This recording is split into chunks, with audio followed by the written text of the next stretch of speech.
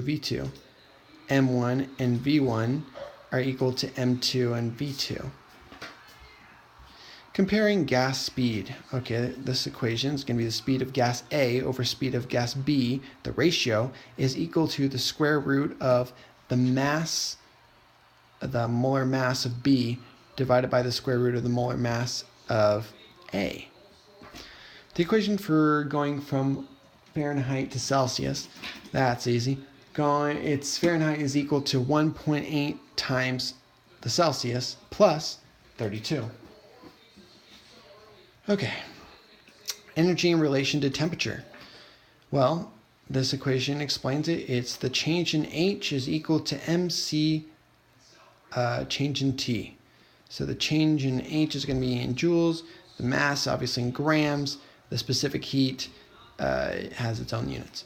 Okay, and then R, that's not even in that equation. Okay, so next equation, we need to explain pressure in relation to molar mass and density.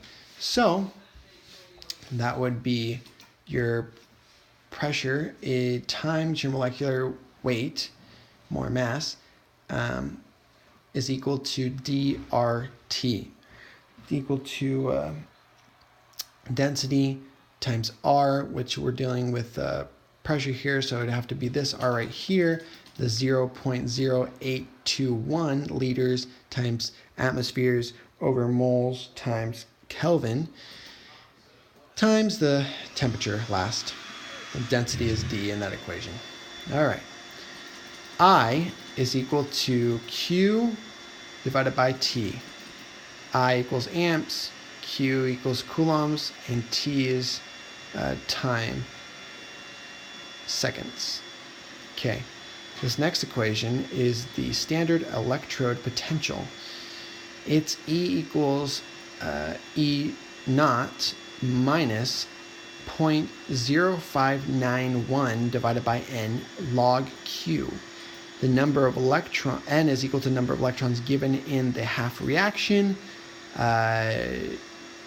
E naught is a standard electrode potential. Electromotive force is E at a new concentration, and then Q reaction quotient or KQ.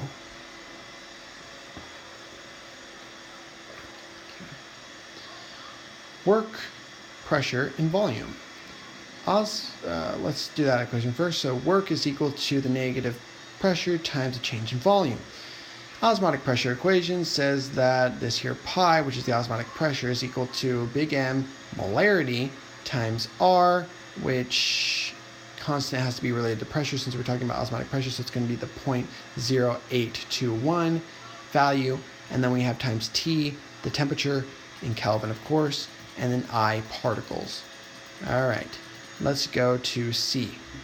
C says the change in G, Faraday's constant, and E naught in relation to one another. So Faraday's constant, they have it down here, is 96.5. I need to check that one actually. Times N, which is the number of electrons transferred, and yeah. Okay. Next equation says, let's do energy and light. So energy equation says that energy is equal to Planck's constant, which is 6.626 times 10 to the negative 34 meters squared times kilograms per second times the frequency. That's the energy. It will be found in joules. The frequency is in hertz. E is equal to hc divided by the wavelength. C, of course, is the speed of light, which is 3 times 10 to the 8th meters per second. And then,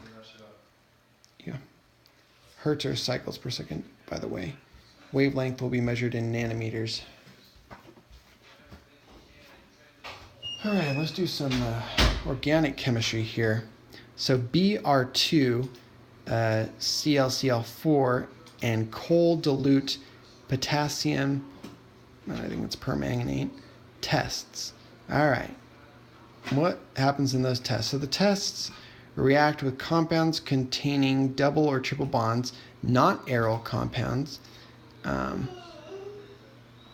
Okay. Orange brown, so Br2 with CCl4 goes to colorless, and then purple, potassium permanganate turns brown. Okay, and that checks for double bonds or triple bonds, but not in aryl compounds. Okay. Then the UV spectroscopy does this: detects conjugation and involves transitions between electron energy levels. Electrons become excited and promoted to higher energy orbits. Conjugation decreases frequency. More bonds equal higher frequency. An example would be that a triple bond between carbons would be greater than a double bond in the UV spectroscopy. Okay? Okay. In anomer. Anomers are an epimer that differs around the anomeric carbon in cyclic sugars. Amphipathic. Amphipathic, a molecule like a protein that has both hydrophilic and hydrophobic parts. Okay, nuclear localization sequence, the NLS.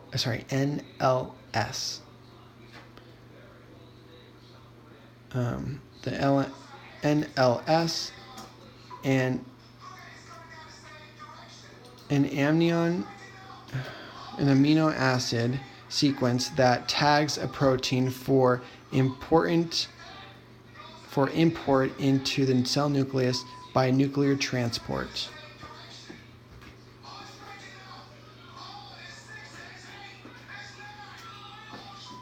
What are you watching?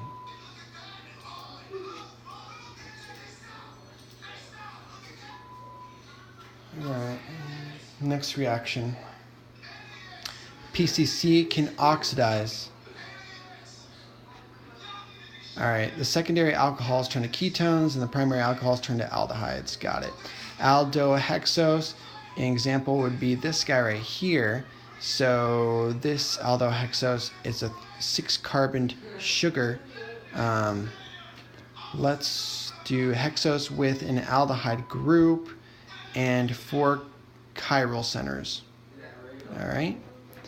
Next one says pyranose and furanose. Pyranose is a 6-membered ring. Furanose is a 5-membered ring. Then you get this guy. So you have this this guy right here, and it has that. Oh man, what do you call this again? I don't even remember. But basically, this oxygen's bonded to 2 separate carbons, and I can't remember the name for that. H3O plus interacts with it to make anti-glycol. Anti-glycol would be 2 alcohols in different directions. So you got your wedge on the one and a dash on the other, and then you get the enantiomer as well. So you get both of them.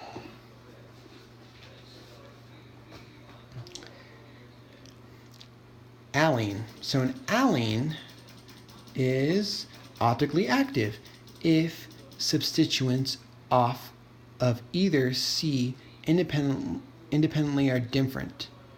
So as you can see, these there's a substituent right there, and they are different. So this can be optically active. Okay, on each side, right? Okay, so next one says, is this guy ortho with the protecting group, ortho, para, or meta-directing? Well, when you have the protecting group on it, it actually becomes ortho-para, and from what I understand, it is an activator at that point. Mostly para because of sterics. All right, that makes more sense too. Mostly para. All right, next one. You got the lithium aluminum hydride with the diethyl ether as the first step, and then H2O as the second step. Can reduce what? It can reduce aldehydes, ketones, carboxylic acids, esters, and they all go to the alcohol. or nitriles into amines. And then you have the NaBH4 with the CH3OH can reduce what? Aldehydes or ketones to alcohols. All right, we got a D sugar here. Let's take a good look. This D sugar, so this group up here above the plane of the ring, the CH2OH group, that tells us that it's a D sugar. Other things that you can look for, I think, if this OH group on the other, the Fischer projection of it not being cyclized is on the right side, you can also see that is a D sugar, not an L sugar. Causes R conformation if it's on the side, I guess. Okay. Then the L sugar is opposite to the D sugar, so that OH right there would be on this side instead. Okay. Mutarotate. So when something mutarotates, it has a hemiacetal. It must be present on the anomeric, right there, anomeric carbon, which is C1. Boom. Can open up to an aldehyde and give a plus Tollens or Benedict's test. Okay. And I think those tests, the Tollens and Benedict's test, they were looking for an aldehyde, and I think they turn it into a carboxylic acid. In fact, here's Tollens' test right here. Tollens' test, if it's positive, means there's an aldehyde or an alpha hydroxy ketone present. You take these reagents, which is silver oxide and ammonia, followed by step 2 with some, looks like some acid, H+, oxidizes aldehyde into an acid. Yep, that's just what I said. Okay, the 2,4-DNP plus, or positive test, means what? The positive test will mean carbonyl group is a present. Okay, perfect. Then this guy, the reagents here, we should recognize this.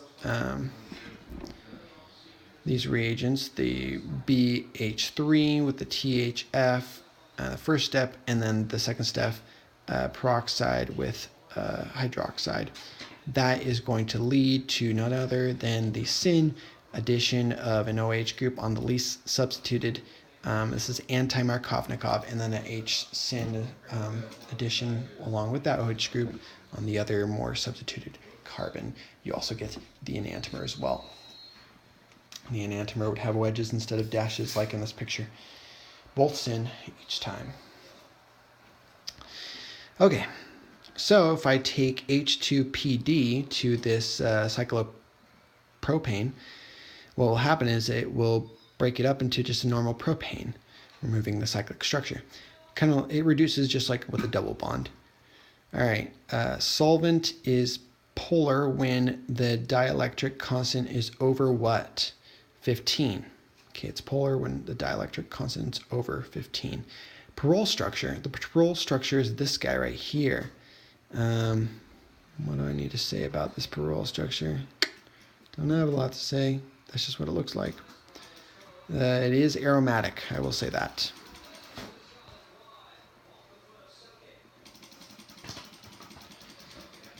So the Zwitter ion. The Zwitter ions are really interesting. They have a plus and minus formal charge in the same molecule. I think they can exist in our bodies. Okay, so let's do these reactions right here. Very interesting reaction. It's going to take, from what I understand, the spot in between the most substituted carbon and the carbonyl and put an oxygen in between there. And there it is right there. Same things kind of happen here, same reagent, but it's going to go for the more carbony side, I think. Oh, no, it didn't. It made the carboxylic acid in that case, so not sure why that occurred, but that's neat.